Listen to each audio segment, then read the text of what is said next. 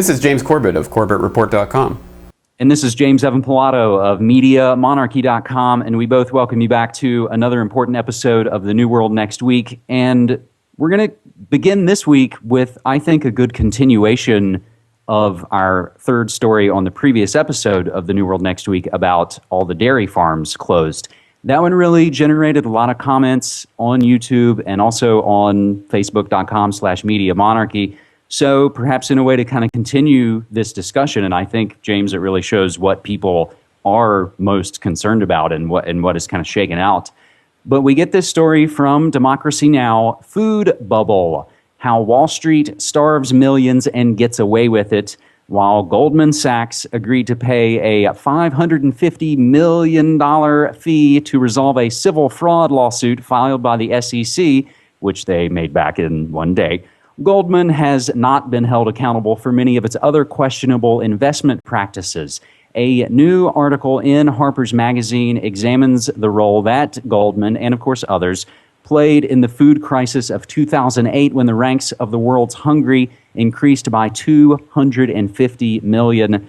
James, I'm going to throw this back to you, but what this involves is basically a wheat price fixing conspiracy. Am I right? Well, yeah, price fixing of sorts. At any rate, boosting up the demand artificially in order to increase the price. And really, there's no extra demand for wheat. It's just that there's more demand for these types of fictitious investments that are created by the vampire squid Goldman Sachs and then copied by others. And yeah, it becomes multi-billion-dollar business. And meanwhile, the price of actual wheat just keeps going up and up and up. And people starve as a result. And it's an absolutely incredible process that people really need to go into this video and the article to learn more about. But suffice it to say, it's another engineered problem where the solution, as we've already seen being proposed by the United Nations Population Fund and others, is that we of course need to reduce the population to ease the demand on these types of things, and we have to introduce wealth transfers, which is just another way of saying global government, and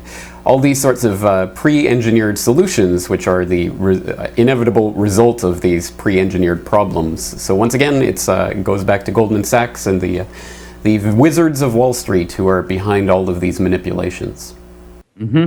And again, you know, that's the common thread that we see, I think, regardless of what story we're talking about, is that the same folks that engineer the problem to get the reaction out of us are the same folks who will then pose as our saviors to hand us this ready-made solution that, of course, only really benefits them.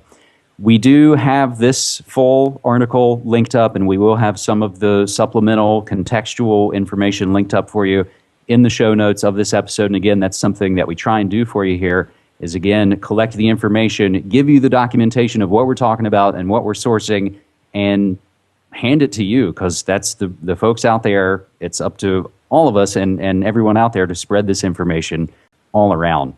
Now, James, I think we tried to put together a show that would have a little bit of flow to it and stories that really do connect.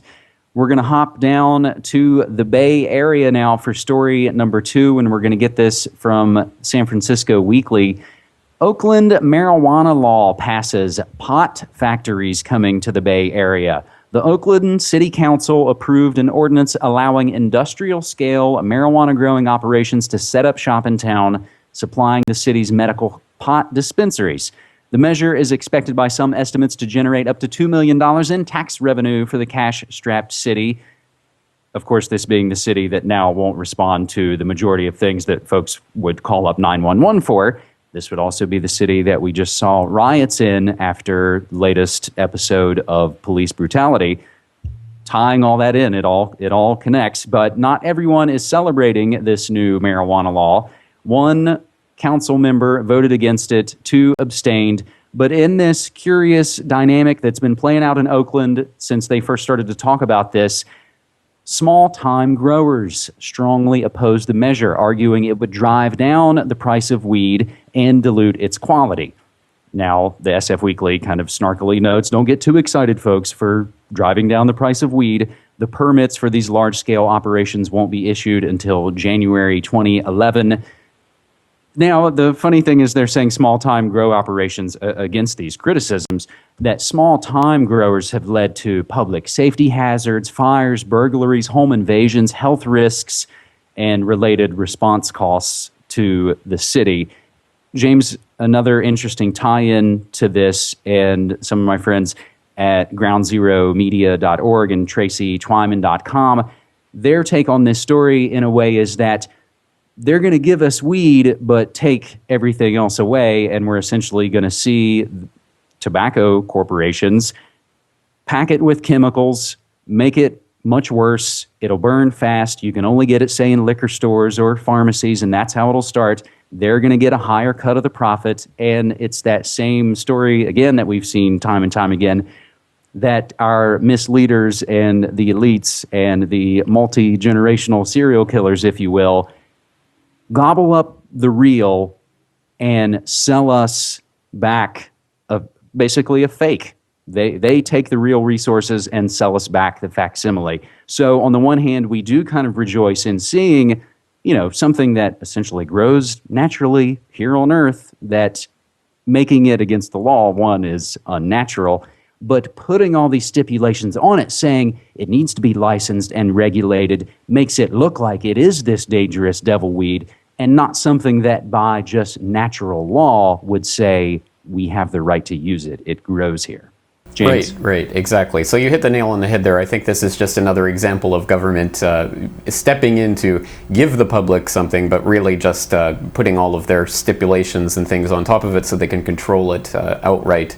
And we've seen examples of that all over the place, such as the FCC stepping in to give us net neutrality, which is a good thing, but then they go, oh, by the way, because we have control to give net neutrality, we also have control to, say, give Obama a kill switch over the internet.